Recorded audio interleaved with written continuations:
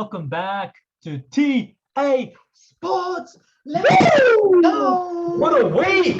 What a week, baby! Wow. The word of last week, round one, is wow. Crazy. What We had some upsets, happened? had some close games. Had it all this week. Very good. Just every season, you can never predict anything really. Like you can go off last year's form and etc. Just I'm speechless. We're going to get into round one, and just a little recap of each game. Yep. And then next video will be our predictions for round two. So let's get into it. Dunny. I'll kick us off with Thursday night. So Richmond won by 25 points. I predicted the exact score. Of course, what can I say? Dusty start in this game. Unreal player. Just crazy. Coming into round one with his form from the grand final. You know, he's only getting better, which is really scary. Unreal. Kicked 2 goals, had 31 disposals, really led them there. Jack Graham was also strong with 33 disposals. Revolt kicked 4 goals, which is very promising for the Tigers. Yeah, and it's unlike Revolt too, because normally he shares his goals. So it was a workman-like performance by Richmond. They just got the job done. Carlton tried valiantly, but ultimately they just were no match for them really. They just couldn't handle the firepower. They had Richmond had I was surprised that only Richmond only had 4 more shots on goal, where they had 15-15 compared to 11-14. That was impressive. Carlton were in the game still as always, but it's just the same old story with Carlton and Tigers in round one. Carlton hit the front in the third quarter, and then in the last quarter came within a goal, but then Richmond obviously, as we predicted, kicked the last 3 goals of the game to finish it off. So I feel like Carlton didn't really get it didn't really show on the scoreboard how well they played that game, which is very promising for the Carlton supporters. I wouldn't be too disappointed with that game. But that's every year though. They fought on valiantly. It was a valiant loss. Blah blah blah blah. How many years are the Carlton supporters going to cop that of valiant losses? They're just not good enough yet. They're just next week is going to be a big test for them, I think. Yeah, obviously, getting Jack Martin and Zach Williams back in will be huge for them. So yeah, the ends are really good. So it'll be interesting how that goes. Yeah, Dustin Martin, 3 votes for me that game. Just like you said, ridiculous with the touches, hit the scoreboard again. Just pivotal in those moments when Carlton were surging. So yeah, and Rewalt 4 goals, which is huge for him. In my how's the palm from Dusty in the goal too? No one palms better in the game. But are you surprised? I'm not surprised. He palmed someone. Far from surprised. And Harry McKay stepped up for Carlton was a bit inaccurate, kicking 2-3. But if he can kick straight, they'll be in the game for sure, as I predicted in the predictions video that we had. And then now we head to Friday night's game with I'll the start doggies. I'll start us off here. We'll let him start us off. Here we go. The doggies freaking stepped up. Collingwood, no match for us in the first 5 minutes. We just looked slick. That ball movement was crisp. Adzi hitting up Naughty, and then Naughty sliding a goal. As predicted, Collingwood were still in the match because defensively they're a really sound team. Darcy Moore was ridiculous in the half-back line, repelling the doggies. I was really impressed with Bailey Smith and how he went to another level. So that was really impressive. Crazy level. 36 disposals and 2 goals. For me, very neck and neck with Dusty for players. Definitely, he won the medal that night. And then, he's got my 3 votes for sure. McRae, he just chips away at you. It's death by 1,000 cuts with McRae. He's an accumulator. He knows how to find the footy. The defense really stood up in my eyes. Gardner was really impressive for me. I didn't think he was, in regards to intercept marking and really sound in that department. So I was really impressed defensively, but the big pivotal matchup, like I said before, Stephen Martin handled Grundy.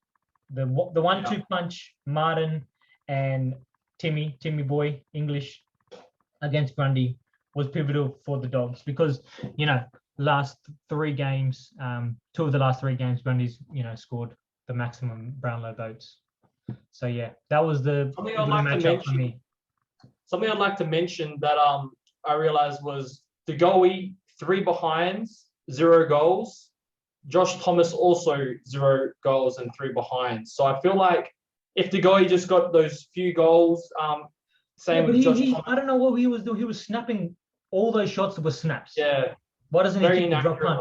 What's wrong with a drop punt? Well, he can't kick a drop punt. Yeah, so he just De Goey in those. It's the pressure moments, man. He's a good player. He is a good player, but just that in those moments, he chose to snap 3 times, missed all 3. Why didn't you kick a drop punt? Yeah.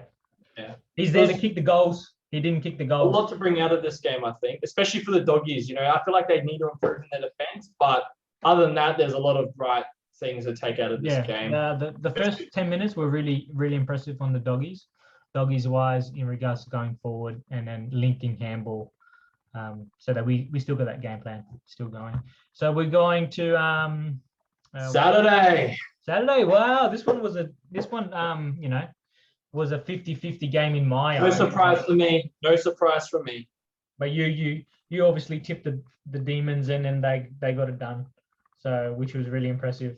Freo obviously lack of attack, and then the injuries just compounded the punishment really. And then they lost a key defender as well. And so yeah, it was a rough day for a Freo fan, that's for sure. But yeah, Melbourne looked impressive, like we predicted. Lever May combination 1-2 punch was very rock hard in the fence.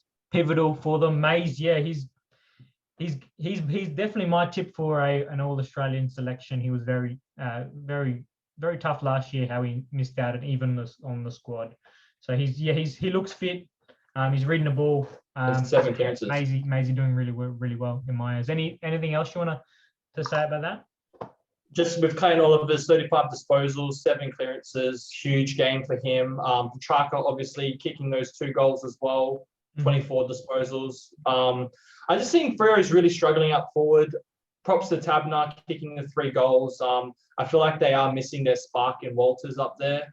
Rory Lobb as well missing. I don't think Rory is the right person to the Robin to Tabner, who's the Batman. I don't think he's the right pick. They need to find someone else, obviously. You reckon Cripps next season up there, or? Oh, they'll be, it'll be tasty. That's for sure. They'll be the Dockers supporters will be licking their lips. That's for sure. A few moments later. Okay, sorry about that, guys. Bit of technical difficulties. Let's get into the next game, which I will host. Obviously, it's my team. I have to do this. Oh, that's right.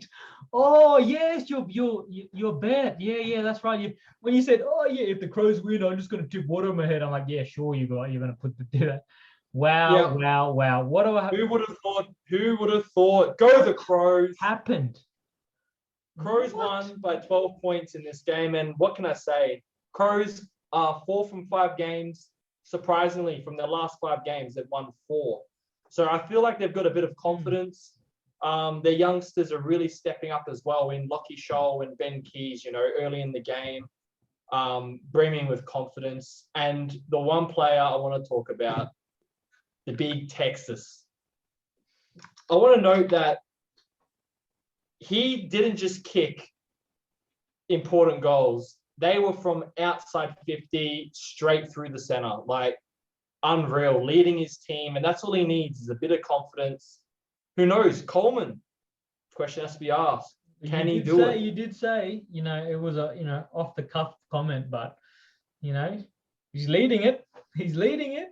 So. Well, I don't know. I just feel like the Crows are a real confidence team. And after seeing this game, they started strong. They were playing as a team. They were gelling. A completely different team from what we saw against Port Adelaide a few weeks before this game. Just crazy. Yeah, I was Danger. super impressed with we'll get to danger, but yeah, I was super impressed with how the young kids stepped up. You know, it was a big game, but they were hungry. They were hunting the Cats. Yeah, I think the Cats just rocked up. Yeah, we're gonna rock up. We're gonna get the win. You know, kind That of. was shocked. Yeah, That was shocked. and props to Adelaide because they had injuries. They didn't have much of a bench compared to Geelong, and they still hung on. And then even when Geelong made that burst of a comeback and kicked those goals in a row, I thought, oh, okay, here we go. Cats are on now. I was shitting myself. Honestly, as a Crow supporter over the years, you know, you just expect that they're going to come back, win the game. But we held on. A just very important game for the Crows. Round 1, beating Geelong at home. Just great all around, you know, confidence team. Hopefully they can keep it up.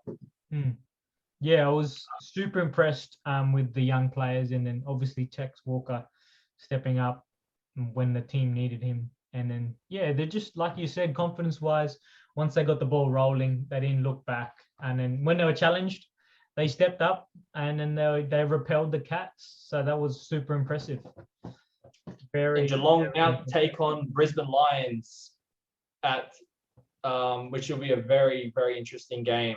Good stadium, yeah. It'll be crazy, going to be crazy. Without danger tough now for 3 weeks. So that's an interesting wrinkle in the game for sure. Yeah, you got to protect the players. It's tough because he's obviously trying to protect himself. But yeah, I think the right outcome came to really. So the next game, wow, what a nail biter! What a nail biter! We had the Essendon hosting the Hawks, and I got the tip right. It wasn't looking good after the first quarter and a half. Essendon just put the pedal down and just came out of the blocks firing. Shellacked them. And then 40 points up. To Hawks' credit, they came back. And like I said, Essendon's defense, that's their weakness, Achilles heel, thin up there in regards to key defenders, and they just couldn't stop the momentum. Hawks midfield, Mitchell was dominant with those.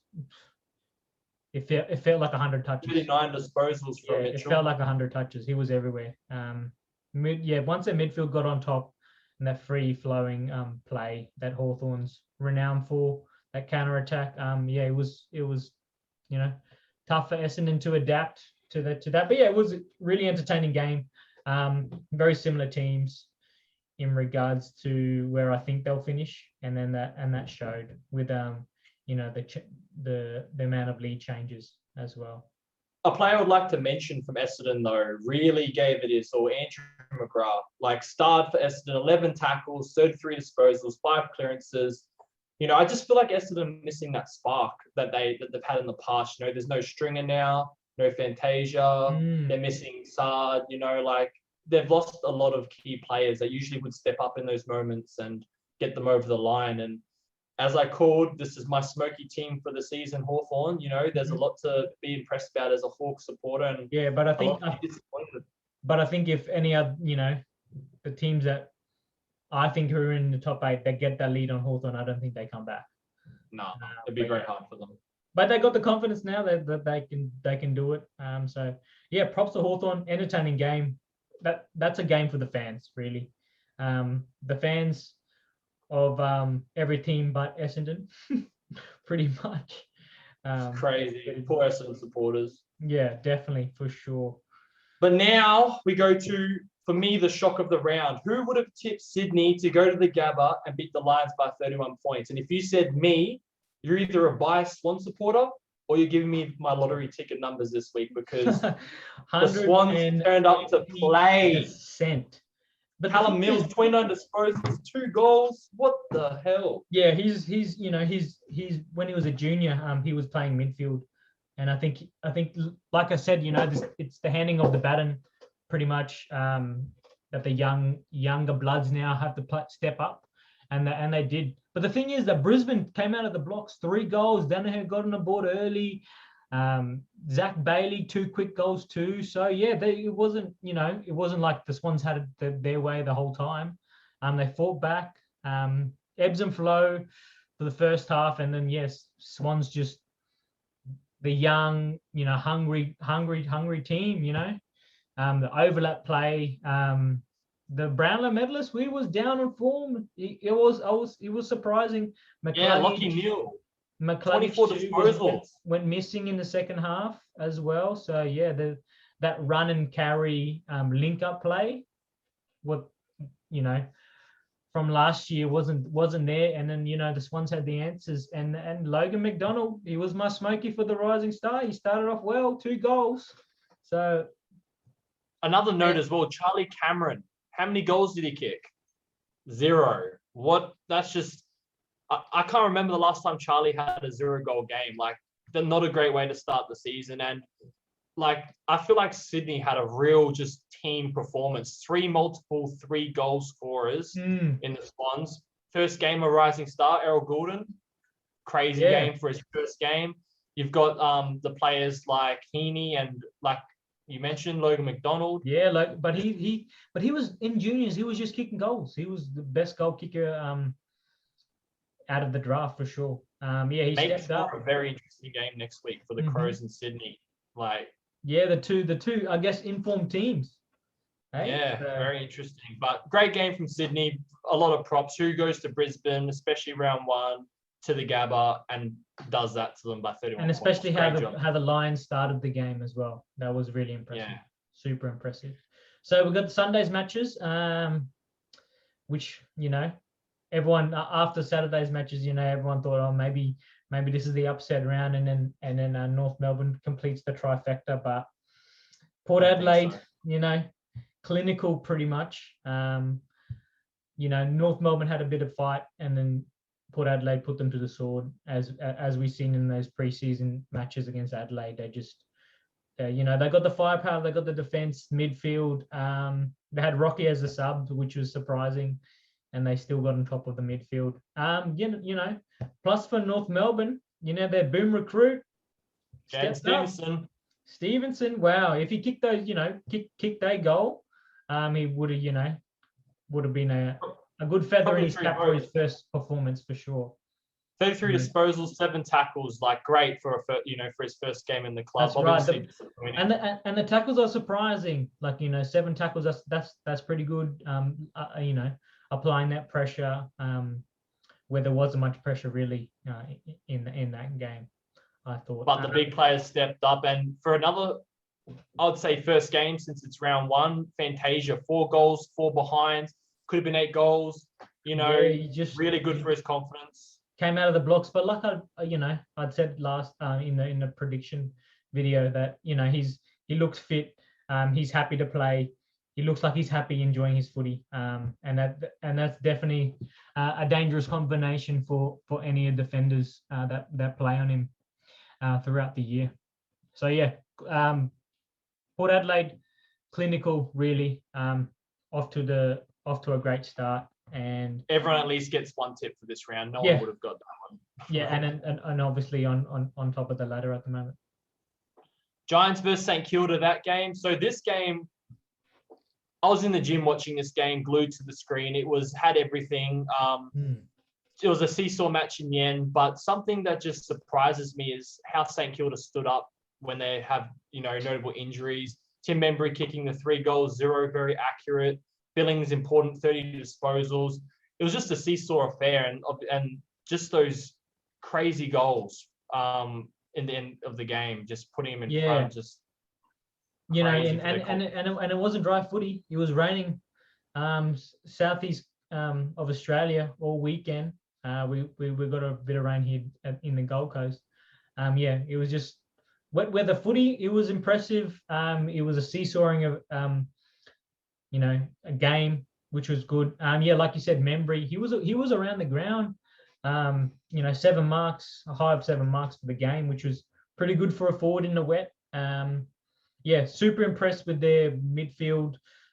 Billings, stepping up, 30 possessions, 1 goal early in the piece though too. But they just They didn't have a lot of high possession getters. I was surprised with Jack Steele. He started off really well, and then slow ending. Yeah, slowed down in the second half. But that to St Kilda's credit, they were tested, and then they passed the test with flying colours, and that they're on the track for probably finishing top 4. I know it's just one game, but yeah, very impressive by the Saints. Top 4, big call there. Well, I tipped them finishing 5th, but like I said, 4, 5, 6 could be in any order for me. Yeah, but I think still promising signs from the Giants. Like, I don't think they should have their heads hung low there. They really took it to them, and of course there was some injuries for Saints, but Giants did show a lot of impressive passages of play, and Stephen Cognilio went missing a lot of last season.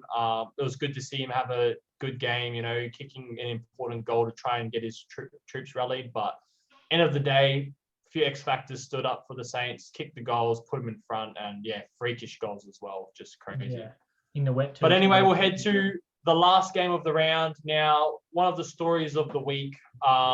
Huge. Very disappointing to hear Matty Rao out for injury. Who knows how long he'll be sidelined. I think it's confirmed PCL, so that's a bit of a road back. I think we might have jinxed him last week when we said he's going to win the Rising Star, and there we go. So then rewatch if you haven't got on our Smokies already for Rising Star. Look at them. Just go watch the top 8 awards video, and then you can hopefully make a bit of money at the end of the season, because obviously with the Rao out for this extended period is going to open up the Rising Star Award for the other blokes. So disappointing for the Suns. Got a bit unlucky. First half was really competitive, like we thought they would be.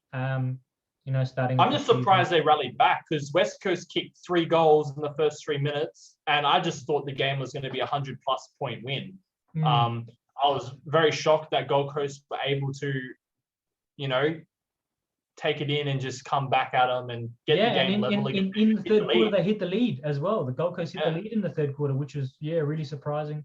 And then obviously the experienced heads and that home ground advantage, I think, got the Eagles over the line. Really 34 disposals and 9 clearances as well. Unreal. Huge game. And there was a guy that went missing really, who could be, the key to beating the Eagles, and that's Gaff. That link up, he's that that wingman link up play, from the defense to the forward line, and he brings players in the game. It was fairly quiet, but rallied in the second half, and then obviously which helped the Eagles hit the lead as well, and then secure the 4 points. So that might be a chink in the Eagles' armor there. I feel like West Coast are really missing Willie up there.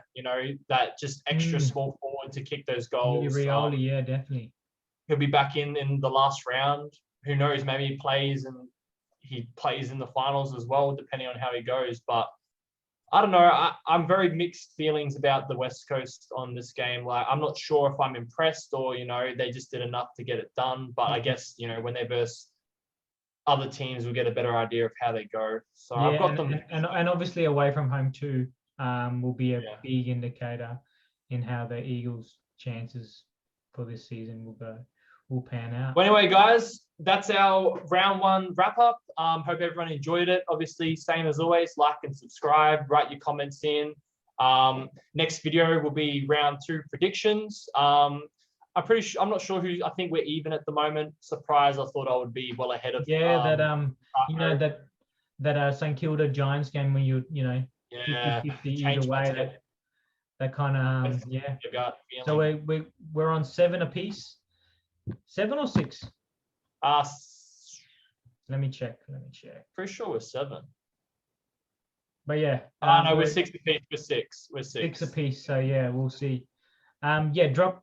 Drop a comment who you think is going to win the tipping out of me and Dunny. This guy. Go the Crows. You know who to tip. So yeah, keep Okay. an eye out for the next video, guys. Peace. Take it easy, guys. Peace.